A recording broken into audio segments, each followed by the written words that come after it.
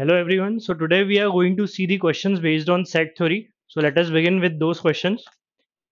In our first set, it is given that a group of people went for a pilgrimage tour. Out of 245 pilgrims, 105 visited Badrinath, 95 visited Kedarnath, and 95 visited Somnath.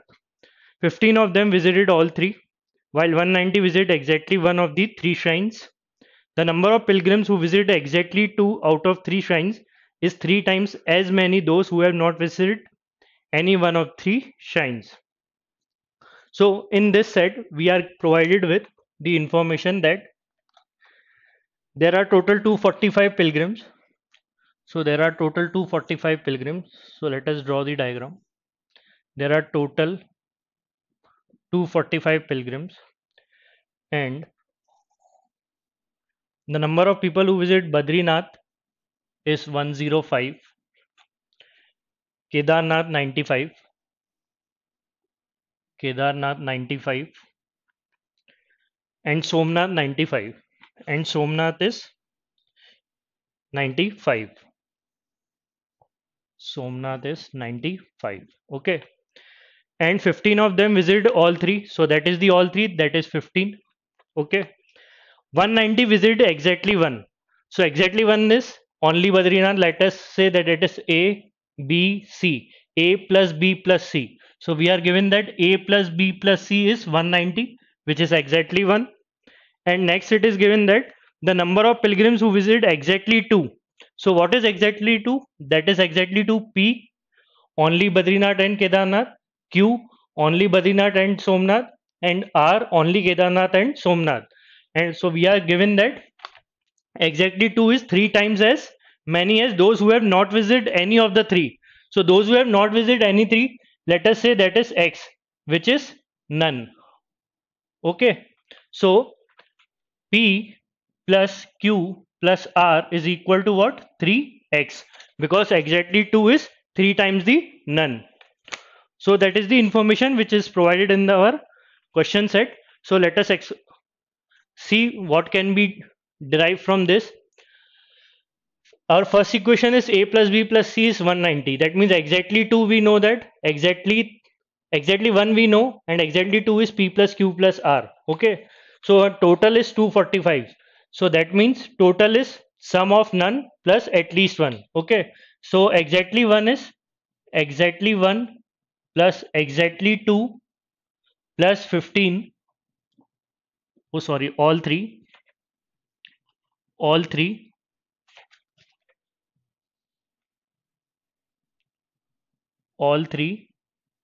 plus none is equal to 245. Okay. So exactly 1 is a plus b plus c, which is 190.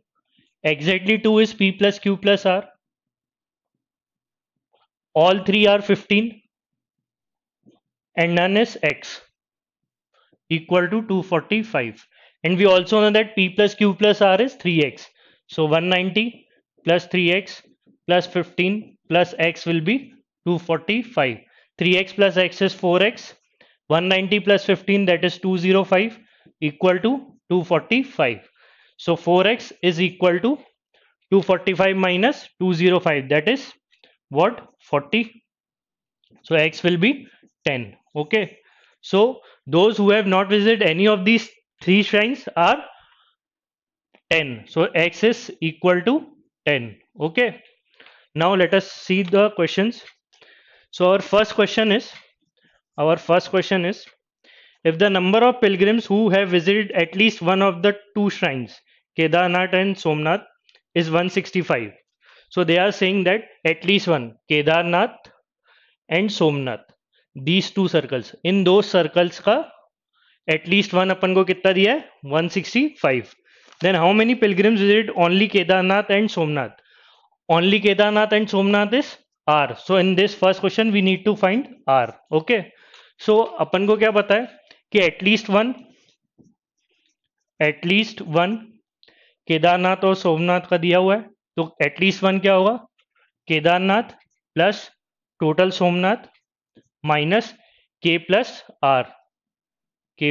r, so that is k plus r. Okay, at least one. Okay, so now at least one is given as 165 equal to K is 95, S is 95 minus K plus R, that is 15 plus R, K plus S, sorry. So that is 15 plus R. So 165 is equal to 90, 90, 180, that is 190 minus 15 plus R. So R will be 190 minus 15, 180, 175 plus R, 165. Okay. So that will be minus R, sorry. So R will be 10. So R will be 10. Okay. That means only Kedarnath and Somnath is 10, which is our first option, which is our third option, which is 10. Okay. सो अपन को at least one दिया था, at least one 165 किसका, केदारनाथ और सोमनाथ का. So Kedarnath plus Somnath minus Kedarnath and Somnath. ठीक है, at least one 165 given था, total के 95, टोटल सोमनाथ 95 गिवन है, minus common part is 15 plus R, वो सब्ट्रैक्ट हो गया. 190 minus 15 175 minus R 165, R is 10. Okay, so only Kedarnath and Somnath which we need to find is, that is 10. Now let us see the next question.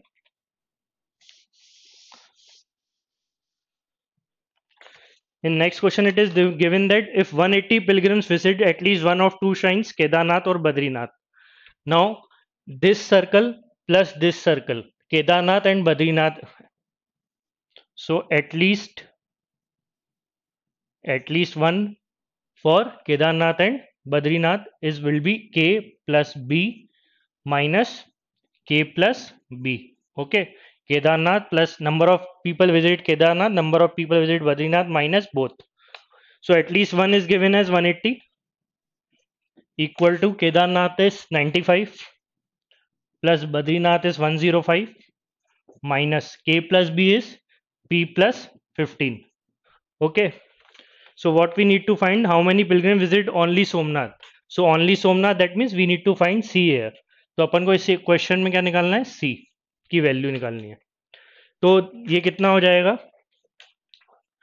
तो इसमें अपन देखें अगर, तो ये हो जाएगा 10 100 90 190 200, that is 180 minus P minus 15. So that will be, P will be equal to 200 minus 180 is 20, 20 minus 15 is 5, so P will be 5. So we got P here, P is 5. That means only Badrinath and Kedarnath is 5. अब अपन को लेकिन किसकी value निकालनी है, अपन को value निकालनी है only Somnath, that means this. ठीक है, तो अब अगर अपन ये वाला सर्कल देखें सोमनाथ वाला, तो सोमनाथ वाला अगर अपन सर्कल देखते हैं, सो सोमनाथ वाला अगर अपन सर्कल देखें तो सोमनाथ वाले किसके इक्वल है, S is equal to C plus Q plus R plus 15, Q plus R plus 15. So S पूरा कितना है 95 equal to C plus Q plus R. अब अपने पास 5, अपन को क्या पता है, P की वैल्यू 5 पता है. सो अब अपन ये वाली इक्वेशन यूज कर सकते हैं. P की वैल्यू क्या थी, 5 plus Q plus R equal to X अपन ने निकाला था, X कितना आया था अपना 10 नन, तो अपना ये क्या हो जाएगा 3 इंटू 10 30, तो Q प्लस R कितना हो जाएगा 30 माइनस 5 इज 25, तो 25 अपन यहाँ रख देंगे, 25 प्लस 15, सो 25 प्लस 15 हो जाएगा 25 30 40 equal to 95. So C will be 95 minus 40. So 95 minus 40 will be 55. So only C, that means only those who visited Somnath is 55, which is option A. Okay, so only Somnath is 55. So let us look at the next question. If there is nobody who visited only Badrinath and Somnath, that means they are saying if there is nobody who visit only Badrinath and Somnath, only Badrinath and Somnath is Q. Okay, only Badrinath and Somnath is Q. So in our third question, they are saying Q is equal to 0. If there is nobody who visit Badrinath and Somnath, then how many people visited only Kedarnath? Now we need to find only Kedarnath. Only Kedarnath is B. इस question में अपन को B की value निकालनी है और Q कितना दिया है 0. सो इसमें अपन को क्यू तो 0 दिया है और बी की वैल्यू निकालनी है. तो अगर अपन केदारनाथ वाला पार्ट देखें, अगर सिर्फ केदारनाथ वाला पार्ट देखें तो केदारनाथ का टोटल क्या है 95 which is equal to P plus R plus 15 plus B. अब इसमें के कितना है 95 टोटल हु विजिट केदारनाथ. अब अपन को पता है क्यू 0 है. क्यू अगर 0 हो जाएगा तो इस इक्वेशन को क्या मैनिपुलेट कर सकते हैं, P plus R equal to 3x और x कितना है 10. तो p प्लस आर कितना हो जाएगा 30. So p plus R is 30 plus 15 plus b. So b 95 equal to 45 plus b. So b will be 95 minus 45 is 50, which is option D. Okay, so that is the answer, which is B. So only who visited Kedarnath. So those who have only visited Kedarnath is 50. Option D. Okay. Now let us now look at the next set. It is given that there are 150 people in the party. Second set, there are 150 people in the party.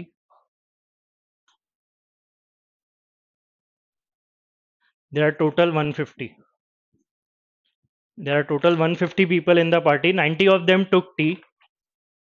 So 90 of them took tea, and 110 of them took coffee.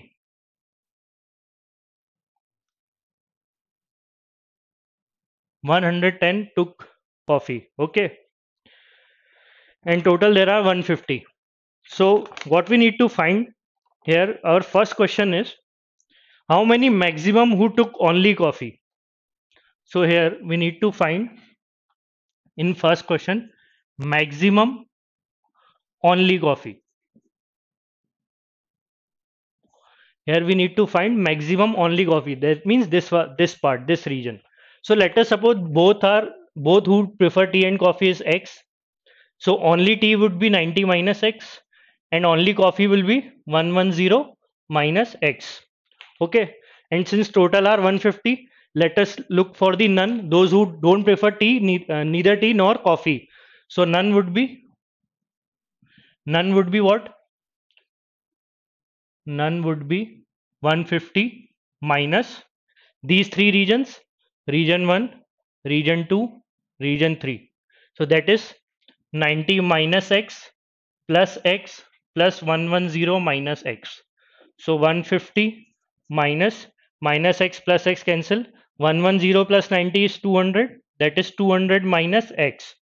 So 150 minus 200 plus x, or we can say that x 150 minus 200 is minus 50. So our none is x minus 50. Okay, तो अपना none जो दोनों prefer नहीं करते हैं that is x minus 50. अब अपन को क्या निकालना है, मैक्सिमम निकालना है only coffee. That means only coffee वाला पार्ट क्या है 110 minus x. So only coffee is 110 minus x. अपन को इसको मैक्सिमाइज करना है. अगर मेरे को इस पार्ट को मैक्सिमाइज करना है, इस वैल्यू को मैक्सिमम करना है, तो मुझे x क्या रखना पड़ेगा, मिनिमम रखना पड़ेगा, या फिर x की मिनिमम वैल्यू होगी तभी ये क्वांटिटी मैक्सिमम बनेगी. तो x की मिनिमम वैल्यू क्या होगी. तो अगर अपन देखें ये वाला सर्कल, अगर अपन x की मिनिमम देखें, तो अगर मैं ये वाला पूरा सर्कल देखता हूं तो इस पूरे सर्कल की वैल्यू कितनी है 90. ठीक है, अगर मैं x को 90 दे देता हूं, ठीक है, तो ये वाला जो पार्ट है ये हो जाएगा 0. तो x की वैल्यू क्या हो सकती है 90 हो सकती है, मैक्सिमम क्या हो सकती है 90, लेकिन मुझे क्या चाहिए मिनिमम. अब अगर मैं ये वाला पार्ट देखता हूं नन, तो नन कितना दिया है x माइनस 50. तो x की मिनिमम वैल्यू क्या हो सकती है, x की मिनिमम वैल्यू क्या होनी चाहिए at least 50.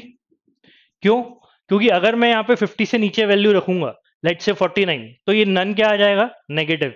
Number of persons can't be negative. तो x की मिनिमम वैल्यू क्या होगी 50. सो x की मिनिमम वैल्यू क्या होगी 50. और इस वाले डायग्राम से अगर अपन देखें मैक्सिमम अगर अपन को चाहिए, तो इस वाला डायग्राम को अगर अपन देखें तो x की मैक्सिमम वैल्यू क्या हो सकती है 90. अगर ये वाला पार्ट 0 हो जाए तो ये मैक्सिमम 90 हो सकता है. क्यों, इसको मैं 110 तो कर नहीं सकता क्योंकि ये वाला पूरा सर्कल कितना है, ये वाला पूरा सर्कल 90 है. तो x की मैक्सिमम वैल्यू क्या हो सकती है 90, तो ये वाला पार्ट हो जाएगा 0, 90 माइनस 90 0। सो x की मैक्सिमम वैल्यू हो सकती है क्या 90। बट अपन को यहाँ पे क्या चाहिए, अपन को तो सिर्फ क्या चाहिए only coffee 110 minus x, x की को इस क्वांटिटी को मैक्सिमाइज करना है तो x मिनिमम रखूंगा, मिनिमम क्या है मेरा 50, तो x मिनिमम इज 50, तो अपना हो जाएगा 110 माइनस 50 दैट इज 60। ठीक है, so those who prefer only coffee can be maximum 60। Okay, so our answer option is A 60। ठीक है, तो since there are no options here that is direct which is 60। Okay, so let us look at the next question. In this maximum and minimum you need to focus on the minimum and maximum of both। ठीक है, यहाँ पे main अगर आपने minimum और maximum का both निकाल लिया तो प्रॉब्लम डूएबल है। तो मिनिमम का अपन ने देख लिया कि मिनिमम जो है वो 50 होगा, क्योंकि 50 से नीचे जाऊंगा तो नन नेगेटिव हो जाएगा। और मैक्सिमम कैसे निकाला था, मैक्सिमम ये वाला डायग्राम देखे जो कम है टोटल, ये टोटल कितना है 90, तो एक्स मैक्सिमम 90 हो सकता है, क्योंकि ये 90 हो जाएगा तो ये 0 हो जाएगा, 90 से ऊपर नहीं जाएगा। ठीक है, क्योंकि ये पूरा सर्कल का मैक्सिमम वैल्यू क्या होना चाहिए टोटल 90। ठीक है, so let us look at the next question.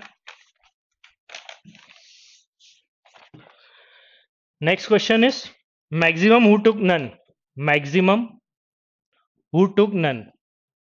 ठीक है, अब अपन को मैक्सिमाइज क्या करना है, जो नन, नन क्या है अपना x माइनस 50। सो मेरे को क्या करना है अब x माइनस 50 को मैक्सिमाइज करना है। अगर मेरे को इसको मैक्सिमाइज करना है तो मैं क्या करूंगा, x की वैल्यू क्या रखूंगा ज्यादा से ज्यादा, क्योंकि 50 तो कांस्टेंट है, वो तो माइनस करना ही है। मेरे को इस पार्ट को मैक्सिमाइज करना है तो मुझे x मैक्सिमम रखना पड़ेगा। मेरा x मैक्सिमम कितना है 90, so 90 minus 50 that is 40, so maximum x is 40। Okay, so maximum none, maximum none क्या हो सकता है, मैक्सिमम नन हो सकता है 40, और नन अपन ने क्या निकाला था यहाँ से x माइनस 50। ठीक है, so let us look at the next and its last question is minimum who took exactly one। now we need to find minimum exactly one, minimum exactly one. ठीक है, अब अपन को निकालना है minimum exactly one, exactly one minimum, तो exactly one क्या है, एक तो 90 माइनस एक्स और 110 माइनस एक्स। ठीक है, सो अपन को मिनिमाइज करना है 90 minus x plus 110 minus x, तो 90 प्लस 110 इज 200 माइनस 2x। अब मेरे को इसको मिनिमाइज करना है। अब ये मिनिमाइज कैसे होगा, जब मैं ये जो क्वांटिटी है 2x जितनी मैक्सिमम लूंगा, जितना मैक्सिमम क्वांटिटी सब्ट्रैक्ट करूंगा उतना ओवरऑल ये क्या होता जाएगा मिनिमम होता जाएगा। तो अपना मैक्सिमम है 200, इसमें 2x को अपन मैक्सिमाइज करेंगे। अब 2x मैक्सिमाइज कैसे होगा, 2x मैक्सिमाइज तब होगा when we will use the maximum value of x, so x is maximum is 90, so we'll use 200 minus 2 into 90, so 200 minus 2 into 90 is 180, that is 20। okay, which is the maximum, sorry, that which is the minimum exactly one, तो minimum exactly one क्या हो सकता है 20। okay, so that was the set based on minimum and maximum of set theory, which is very much important for the competitive exam। okay, so let us now look at the next set। in this set, third set, in this set it is given that in a school 60% of the student passed in English and 25% of the student who passed in English passed in the foreign language also, whereas 66.66% of the student who passed in the foreign language failed in English, 20 students failed in both English and the foreign language। so in this particular set we are provided that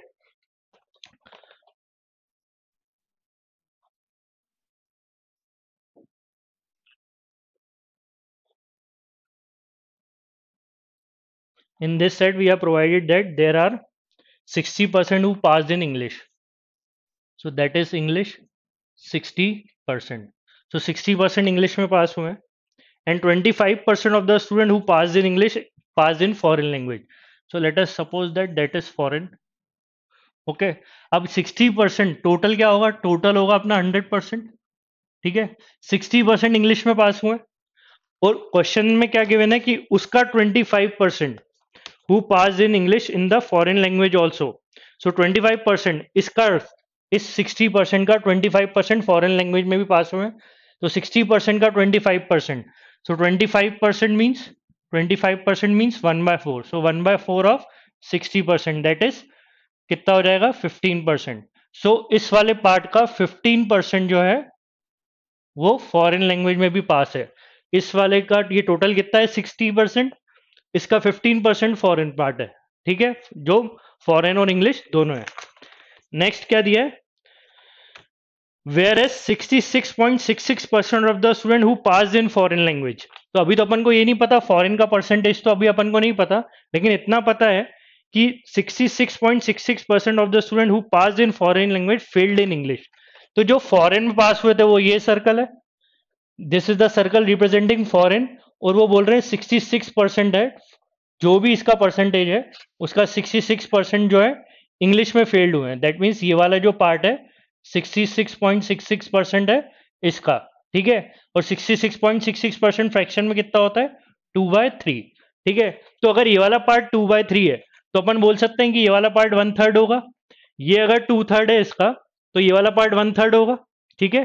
तो अब अपन यहां से conclude कर सकते हैं कि foreign क्या होगा, ये वाला जो पार्ट है 1/3, 1/3 कितना है 15% है टोटल का, ठीक है 15%, सो 1/3 of 15%, 1/3 of, sorry 1/3 of foreign is 1/3 of foreign is 15%.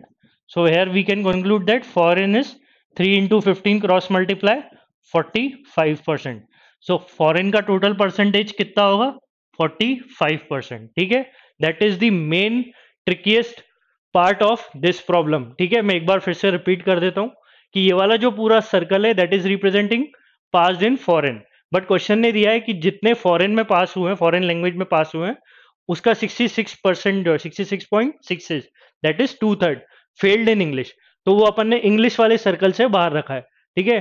तो इसका परसेंटेज एफ का जो भी था उसका 2/3 पार्ट ये है, 1/3 पार्ट ये है, और अपन को क्या पता है कि ये वाला रीजन कितना है 15%, तो ये वाला जो पार्ट है ये वाला अपना 15% जो है 1/3 किसका, ये फॉरेन का, सो 1/3 of foreign is 15%, 1/3 of foreign is 15%, तो फॉरेन का परसेंटेज कितना हो गया 45%। तो अगर फॉरेन ये पूरा जो है 45 है जिसमें से ये 15 है, तो ये वाला कितना होगा 30%। सिमिलरली ये पूरा इंग्लिश 60 है, ये 15 है, तो ये कितना होगा 45%, ठीक है। 45 plus 15 60, 30 plus 15 is 45। That was the main tricky part in this set, ठीक है। तो यहां से अपन को अब देख सकते हैं कि ये 45% है, ये 15% है, ये 30% है, और पूरा टोटल 100% है। तो 45 प्लस 15 60, 60 प्लस 30 90, तो जो नन है, जो दोनों में क्या है, जो failed in both that is 10%, तो ये क्या हो जाएगा फेल्ड इन बोथ, ये हो जाएगा फेल्ड इन बोथ। और ये सर्कल क्या रिप्रेजेंट कर रहे थे, past, passed in English, passed in foreign, तो बाहर वाला पार्ट होगा क्या फेल्ड इन बोथ, ठीक है। तो ये हो गया फेल्ड इन बोथ। अब अपन देखते हैं कि इससे अपन क्या क्या क्वेश्चंस बना सकते हैं, और late us look at the questions now. Our first question is what is the total strength of the school, 250, 150, 200 and 100. So here we need to find the total strength. The total strength is 100%, okay. So now in this question we are provided that 20 students failed in both English and foreign language.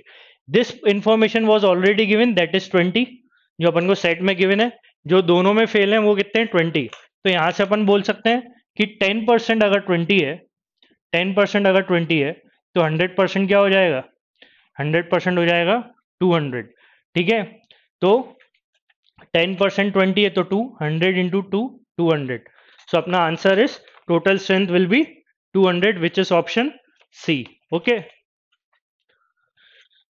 सो अपना total strength हो गई कितनी 200। Next, what percent of the student pass in exactly one of the two subject such as in English and the foreign language। अब वो बोल रहे हैं कितने ऐसे हैं जो एग्जैक्टली वन में पास हुए हैं, तो एग्जैक्टली वन वाला पार्ट है अपना 45% एंड 30%। सो इन दोनों को अगर अपन ऐड कर दें तो एग्जैक्टली वन क्या हो जाएगा, 45% प्लस 30%। सो 45 प्लस 30 हो जाएगा कितना, 75%। ठीक है, so that is the next question which is answer option D, 75%। ठीक है, now let us proceed with the next question. तो 10% अपना कितना था, 20। ठीक है, और टोटल था अपना 200। Now next question is the students who failed in exactly one subject are allowed to take a re-exam, and it was found that the number of students who passed in both the subject increased by 20%। तो question में ये given है कि जो exactly one थे उनको री exam, जो सिर्फ एग्जैक्टली एक में पास हुए थे उनको क्या हुआ, उनको री एग्जाम देने की, री एग्जाम अलाउ किया गया। और इससे क्या पता चला कि जो those who passed in both, जो दोनों में पास थे उसका परसेंटेज इंक्रीज हो गया 20। ठीक है, what is the least value for the percentage of students in the school who pass only in English. तो यहाँ पे वो बोल रहे हैं कि लीस्ट परसेंटेज बताना है जो सिर्फ इंग्लिश में पास हुए हैं। ठीक है, सो अब अपन यहाँ पे देखें, those who, the student who failed exactly one subject, तो एग्जैक्टली वन वाले कितने हैं, 45% एंड 30%। ठीक है, तो ये तो हो गया अपना एग्जैक्टली वन। तो ये इसमें गिवन है कि इनको अलाउ किया गया था, 45% और 30% वाले जो स्टूडेंट है इनको अलाउ किया गया था एग्जाम में रीअपियर होने के लिए। और अपन का कौन सा परसेंटेज इंक्रीज हो गया, 20%, मतलब ये वाला पार्ट। ठीक है, ये तो अपना बोथ पहले क्या था, बोथ था अपना पहले 15%। अब 15% की वैल्यू देखें अगर अपन, तो 15% 200 का, सो 15% क्या हो जाएगा, तो वो हो जाएगा 20, दैट इज 30। ठीक है, अब ये बोथ इंक्रीज हो गए, बोथ कितने से इंक्रीज हुए हैं, ये इंक्रीज हुए हैं 20% से। तो अगर बोथ 20% से इंक्रीज हुए हैं तो 30 को मैं अगर 20% बढ़ाऊंगा तो दैट विल बी 36, क्योंकि 20% 6 होगा, तो ये हो जाएगा 36। मतलब जो पहले मेरे बोथ थे वो कितने थे, जो दोनों में पास थे वो 30 थे, अब कितने हो गए, 36। ठीक है, तो क्वेश्चन में क्या बोल रहा है, what is the least value of the percentage of student in the school who pass only in English. तो वो बोल रहे हैं इसको मिनिमाइज करने के लिए, ओनली इंग्लिश वाला पार्ट, तो इसको अपन को मिनिमाइज करना है। ठीक है, इसको मिनिमाइज करना है।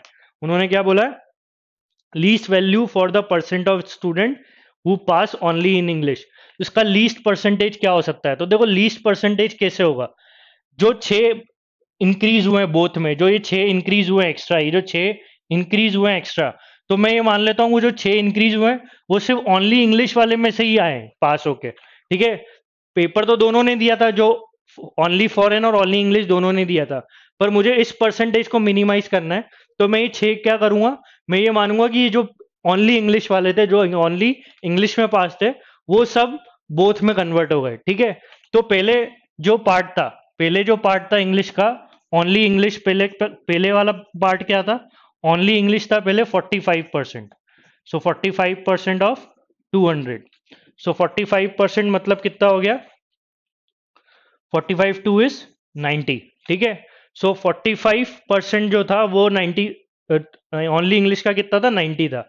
अब उसमें से क्या मैंने बोला कि इन्हीं 90 में से जो 6 हैं वो बोथ में कन्वर्ट हो गए, तो अपन क्या बोलेंगे, इंग्लिश का ओनली इंग्लिश कितना कम हो जाएगा, वो हो जाएगा 90 माइनस 6, मतलब 84 हो जाएगा। ये अपना क्या हो जाएगा, न्यू, न्यू वाला क्या, कौन सा न्यू, ये न्यू ओनली इंग्लिश। अब ओनली इंग्लिश कितना हो गया, 84। ठीक है, तो 84 जो है वो अपन का ओनली इंग्लिश है, तो ये 84 जो है 200 का कितना पार्ट है, तो अपन को ये निकालना है। ठीक है, that is the required which is asking in the question, that is what is the least value for percentage of student. So required percentage is 84 over 200 multiplied by 100, so that will be 42%। so that is the 42% which is option A। ठीक है, इस concept में मैंने क्या करा है, both वाला part क्या इंक्रीज हो गया था 20%, और बोथ पहले कितना था 30, तो 20% बढ़ाऊंगा तो 6 हो जाएगा, मतलब बोथ में कितने स्टूडेंट ऐड हुए हैं, 6। अपन को ओनली इंग्लिश मिनिमाइज करना था, पहले ओनली इंग्लिश कितना था, 45% ऑफ 200 दैट इज 90। तो मैंने ये मान लिया कि इसमें से जो छह बोथ में इंक्रीज हुए हैं वो 6 कहाँ से आए, ओनली इंग्लिश वाले में से ही। तो ओनली इंग्लिश में से अपन ने ये 6 माइनस कर दिया, क्योंकि अगर मैं ये ओनली इंग्लिश वाली ट्रांसफर करूंगा तो इंग्लिश का परसेंटेज कम हो जाएगा ओनली इंग्लिश का, तो वही अपन को करना था। तो नई वैल्यू ये आ जाएगी 84. सो 84 over 200 multiplied by 100 is new 42%. So 42% is the least percentage of only English. Those who are passed in only English. Okay. Now let us now look at the next 10th question. Last question. 10th one. All the students who failed in one or more subject are given grace marks. And it was found that the number of students passing in exactly one student went up by 4 and the number of students who failed in both the subject dropped by 40. तो जो एक या एक से ज़्यादा में fail थे उनको ग्रेस मार्क्स दे दिया. मतलब जो ओनली फॉरेन वाले थे और जो ओनली इंग्लिश वाले थे और जो दोनों में फेल थे, इन तीन टाइप के स्टूडेंट्स को, इन तीन कैटेगरी में जो बिलोंग करते हैं, इनको ग्रेस मार्क्स देके पास किया गया. ठीक है. तो क्या हुआ इससे? इट वॉज फाउंड दैट कि 4 जो है, एग्जैक्टली 4 जो है वो किस में इंक्रीज हुआ है?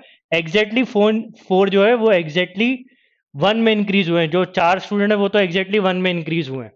और उससे क्या हुआ?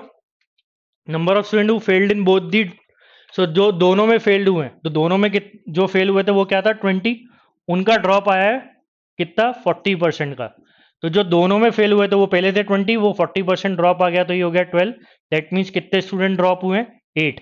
अब इस 8 में से क्वेश्चन बोल रहा है कि जो 4 हैं वो एग्जैक्टली 1 में पास हो गए.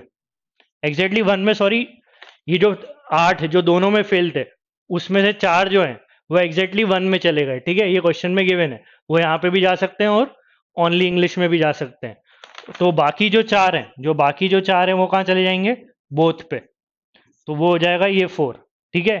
तो नेक्स्ट अपन को क्या दिया? What percent of the school now pass in both the subject. तो अब वो बोल रहे हैं बोथ दी सब्जेक्ट क्या होगा? पहले बोथ द सब्जेक्ट क्या था? 15. इनिशियली बोथ था 15%. 15% ऑफ 200, तो वो कितना था? वो था अपना 30. तो अब न्यू क्या हो जाएगा? इसमें 30 में क्या ऐड हो गए? ये 4 जो बोथ नए वाले थे ये ऐड हो गए, तो ये हो गया 34. तो अपना रिक्वायर्ड परसेंटेज क्या हो जाएगा? 34 ओवर 200 मल्टीप्लाइड बाय 100. तो ये आ जाएगा कितना? 17%. तो अपना अब जो न्यू बोथ परसेंट है, जो अब न्यू है, वो कितना है? 17%. क्योंकि ये जो 4 हैं वो बोथ में जाके ऐड हुए और कुछ 4 कहाँ जाके ऐड हुए? एग्जैक्टली 1 में कहीं जाके ऐड हुए, कहीं पे भी हो सकते हैं. और जो दोनों में फेल थे वो पहले 20 थे, वो 40% डिक्रीज होकर 12 हो गए. तो ये जो 8 का डिस्ट्रीब्यूशन क्वेश्चन में गिवन है. तो ये जो नया एडिशन है, पहले बोथ था 13, जो नया एडिशन है 4. अब वो क्वेश्चन बोल रहा है कि जो न्यू बोथ है वो टोटल का कितना परसेंट है? तो that is the answer 17%, which is option D. Okay, thank you.